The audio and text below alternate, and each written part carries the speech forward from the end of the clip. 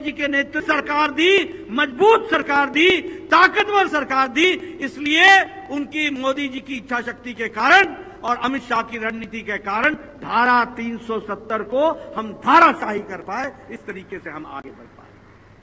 मित्रों, हम लंबे समय तक कहते थे, सुप्रीम कोर्ट भी कहता था कि ट्रिपल तलाक समाप्त करो, मुस्लिम बहनों के साथ अन्याय हो रहा है, लेकिन किसी में भी राजनीतिक इच्छा शक्ति नहीं थी, राजनीतिक ताकत भी नहीं थी। ये मोदी जी हैं जिन्होंने कहा कि मुस्लिम बहनों के साथ लंबे समय से अत्याचार हो रहा है, उनको आजादी मिलनी चाहिए, और इसलिए अगर आपने अपना वोट हमारे पक्ष में दिया था तो आगे चल करके 3 तलाक समाप्त हो गया। इसको भी हम लोगों ने देखा है और मुस्लिम बहनों को आजादी मिली। अगर हम रामलला के मंदिर की बात करें तो हम जानते हैं कि हम हमेशा कहते थे रामलला हम आएंगे, मंदिर वहीं बनाएंगे। हमारे विरोधी हमारे बारे में कहते थे मंदिर वहीं बनाएंगे पर तिथि नहीं बताएंगे, तारीख नहीं बताएंगे, हमारा उपहास करते थे।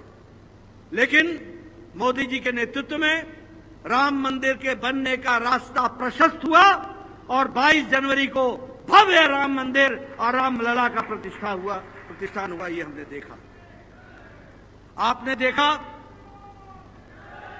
आपने देखा कि आपने स्थिर सरकार दी तो उसके कारण सिटीजन अमेंडमेंट एक्ट भी हम ला सके, सीएए हम पारित कर सके, कानून बना सके।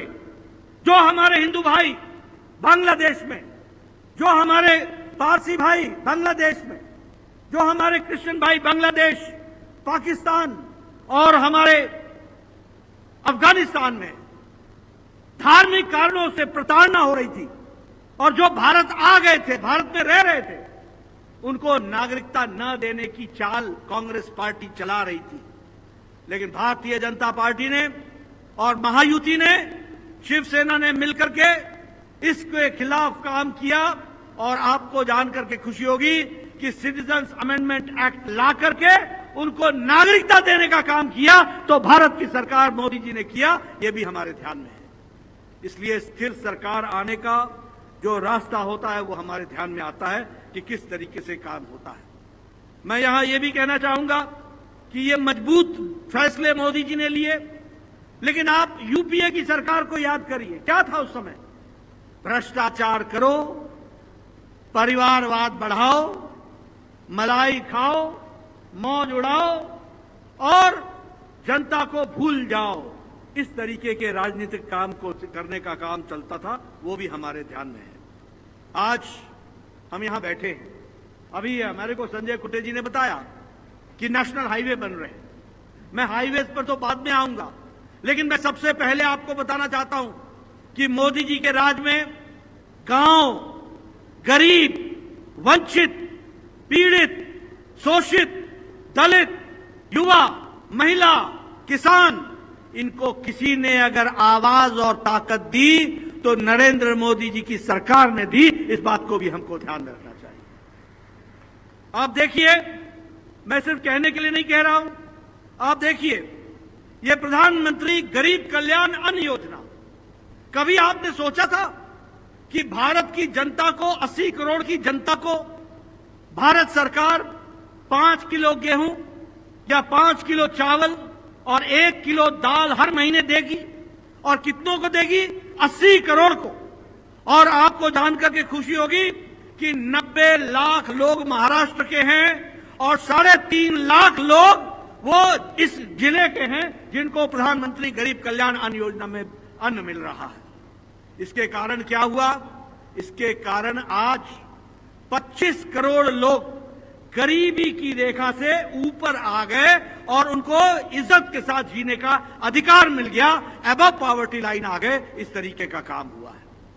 अगर मैं बात करूं, हमारी महिलाएं बहनी बैठी है यहां पर, मुझे मालूम नहीं कि आपका गांव से कितना संबंध रहा होगा, लेकिन मैं गांव से आता हूं। मेरी बहनें सुबह 5 बजे उठती थी, जंगलों में जाती थी, लकड़ी काट के लाती थी और लकड़ी काट के ला करके चूल्हा जलाती थी और तब जाकर के घर का खाना बनता था। लेकिन आज 10 करोड़ बहनों को उज्ज्वला गैस का कनेक्शन देकर प्रधानमंत्री मोदी जी ने महिलाओं को आजाद कर दिया और उनको सशक्तिकरण किया, उनको ताकत दी। इसको भी हमको ध्यान में रखना चाहिए। और वो भी मैं बताऊं, आपके जिले में 52 लाख कनेक्शन दिए गए हैं और इस क्षेत्र में 26,000 कनेक्शन दिए गए। महिलाओं का सशक्तिकरण किया गया। जल जीवन मिशन, मुझे बुल्डाना के बारे में की तस्वीर बहुत स्पष्ट नहीं है, लेकिन मैं पहाड़ से आता हूं। मेरे यहां गुलाब राव जी, लोग बहनें 3-3 किलोमीटर पैदल जाती थी, सर पर घेला उठाती थी, पानी लाती थी और तब जाकर के घर का भोजन बनता। हमसे बोलती थी कि ये कैसा जीवन है, 3 घंटे मेरे पानी लाने में चले जाते हैं। आज मोदी जी ने 11 करोड़ घरों को हर घर नल, हर घर जल, जल का कनेक्शन दिया है और उसमें भी अगर मैं कहूं तो 75 लाख आपके जिले में गैस अपने पानी का कनेक्शन दिया गया। इस तरीके से महिलाओं का सशक्तिकरण किया गया। प्रधानमंत्री आवास योजना, आवास देने की बात मैं आपके साथ शेयर करना चाहता हूं, आपके साथ आत्मसात करना चाहता हूं। संचेती जी हमारे पुराने मित्र हैं। मैं 1993 में एमएलए बन गया था, 1993 में। उस समय 1993 में मेरा वीडियो, मैं बार बार सुनाता हूं, मेरा वीडियो मेरे पास आके बोलता था कि नड्डा साहब आप बताओ, आपको इस साल एक पंचायत में 2 इंदिरा आवास योजना के घर मिले हैं, 2, बताओ किसको दूं। मैं हंसते हंसते बोलता था, वीडियो साहब तुम ही रख लो इसको, मैं क्या करूंगा, 100 बीमार एक अनार में काम कैसे चलेगा। आज मोदी साहब ने 4 करोड़ प्रधानमंत्री आवास योजना में पक्के घर बना के दिए, 4 करोड़ घर बना करके दिए। एक पंचायत में 25-30 घर बन रहे, एक पंचायत। और आपको जानकर खुशी होगी कि आप प्रताप राव जी को जिता करके भेजोगे, रक्षा जी को जिता करके भेजोगे, मोदी जी को प्रधानमंत्री बनाओगे और मोदी जी के प्रधानमंत्री बनने के साथ साथ 3 करोड़ घर और बनेंगे। ये भी आपको ध्यान रहना चाहिए आवास योजना में।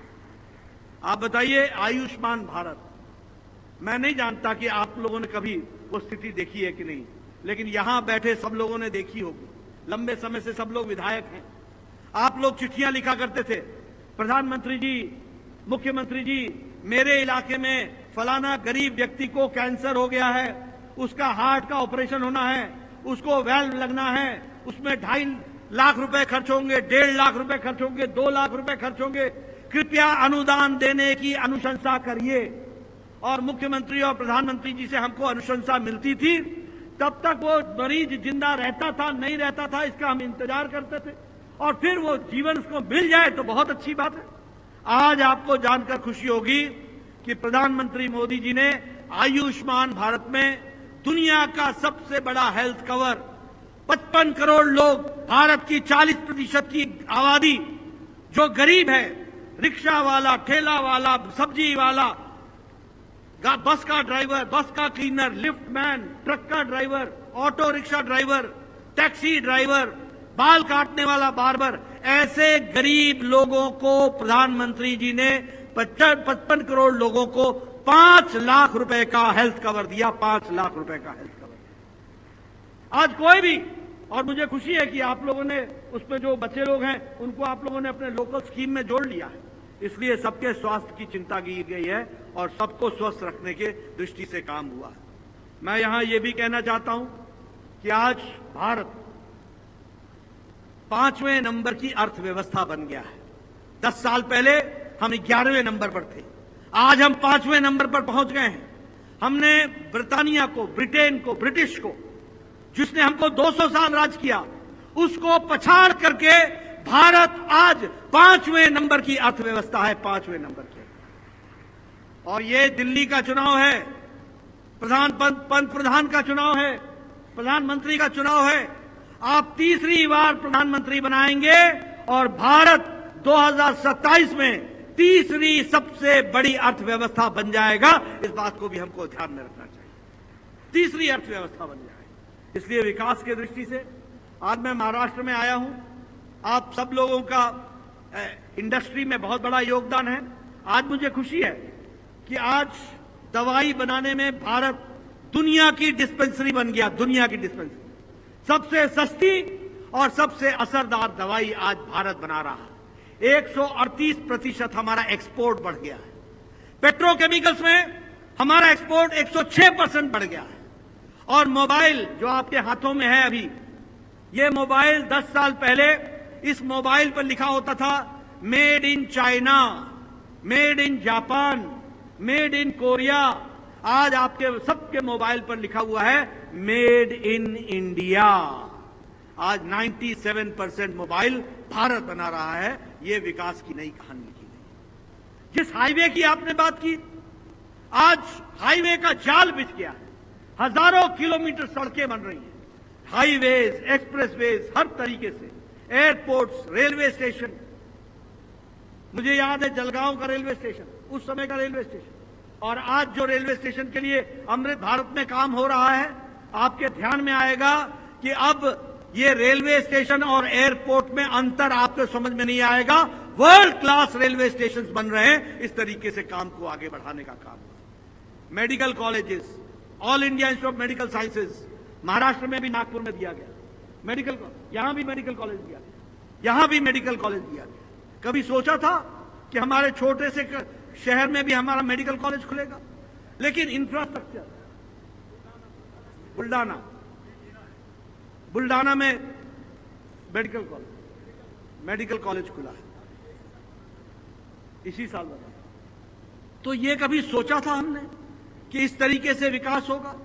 आज विकास की एक कहानी लिखी जा सकती है। विकास के बारे में लंबे तरीके से बताया जा सकता है कि किस तरीके से इंफ्रास्ट्रक्चर में विकास हुआ, किस तरीके से डेवलपमेंट को आप लोगों ने आगे बढ़ाया।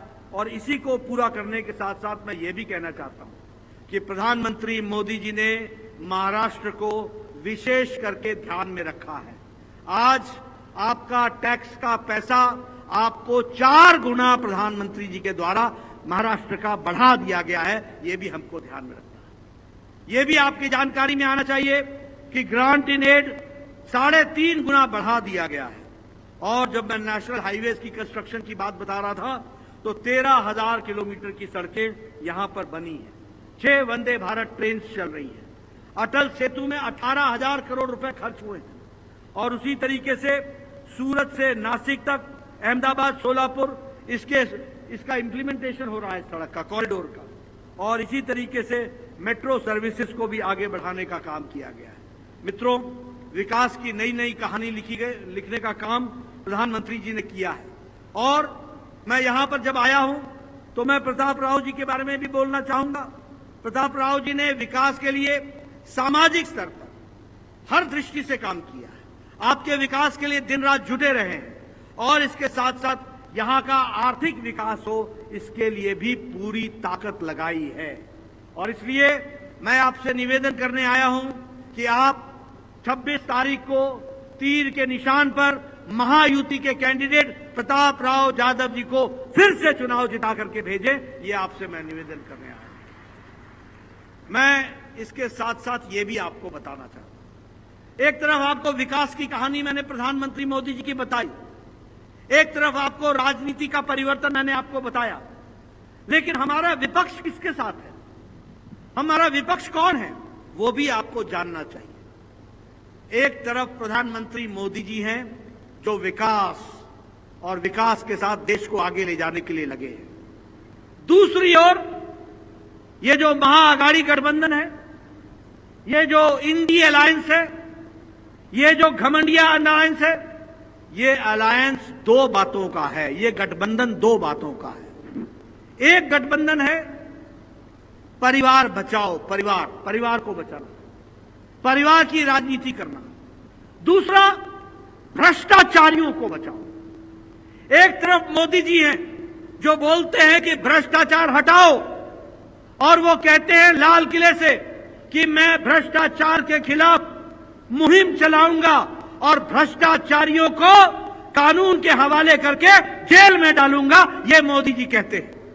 और दूसरी ओर इंडी अलायंस इन सब भ्रष्टाचारियों को बचाने का काम चला रहा है।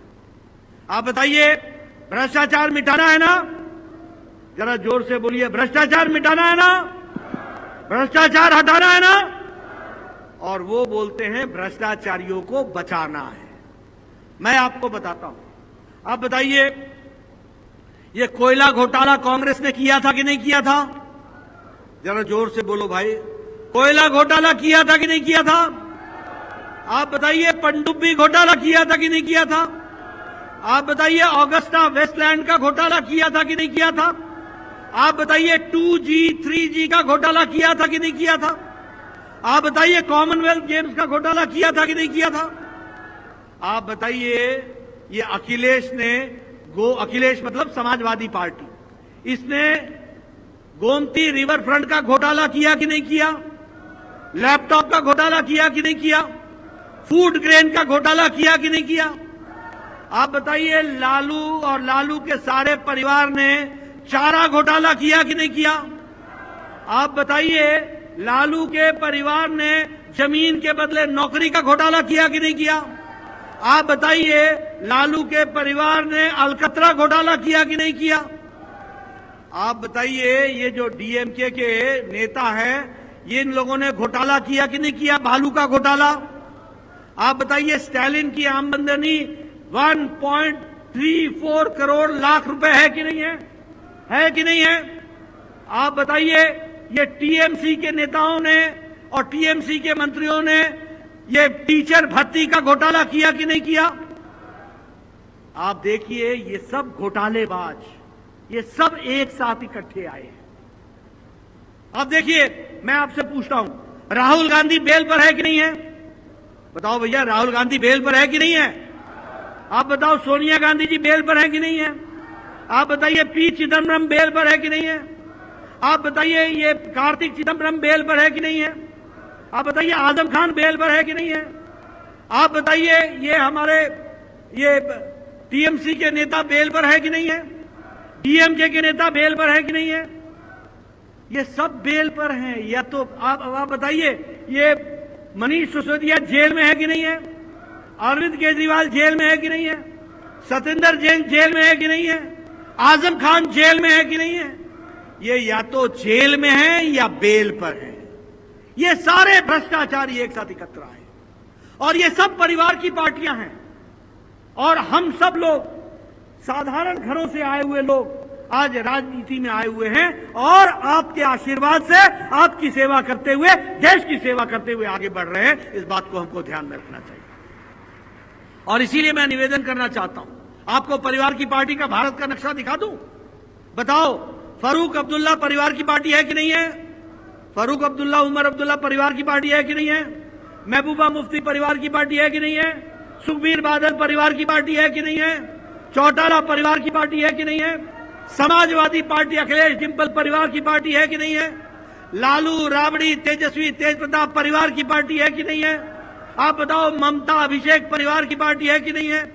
आप बताओ, केसीआर, कविता, केटीआर परिवार की पार्टी है कि नहीं है? करुणानिधि, उदयनिधि, स्टालिन परिवार की पार्टी है कि नहीं है? आप बताइए, शरद पवार, सुप्रिया सुले परिवार की पार्टी है कि नहीं है? आप बताइए, उद्धव ठाकरे, आदित्य ठाकरे परिवार की पार्टी बन गई कि नहीं? ये सारी परिवार की पार्टियां परिवार के लिए बचाने में लगी हैं। मैं मेरा बेटा, बाकी सबकी छुट्टी, बाकी सब रहो जहां है। मित्रों, ये लड़ाई मोदी जी के नेतृत्व में भारत के विकास की लड़ाई है। ये लड़ाई भारत को आगे ले जाने की लड़ाई है, और दूसरी ओर वो गठबंधन है, वो घमंडिया गठबंधन है जो भ्रष्टाचार से पूरी तरीके से लिप्त है और परिवार को बचाने में लगा हुआ है। इसलिए आपको तय करना है, और मेरे को पूरा विश्वास है कि यहां की जनता, बुल्ढाना की जनता, सब लोग मिलकर के तीर का ध्यान रखेंगे और प्रताप राव यादव जी को चुनाव जिता करके भेजेंगे, और फिर से मोदी जी को तीसरी बार प्रधानमंत्री बनाकर भारत को आगे ले जाएंगे। इन्हीं शब्दों के लिए बहुत बहुत धन्यवाद। धन्यवाद आदरणीय नड्डा साहेब। आता मी आभार प्रदर्शन करण्यासाठी बोलतोय भारतीय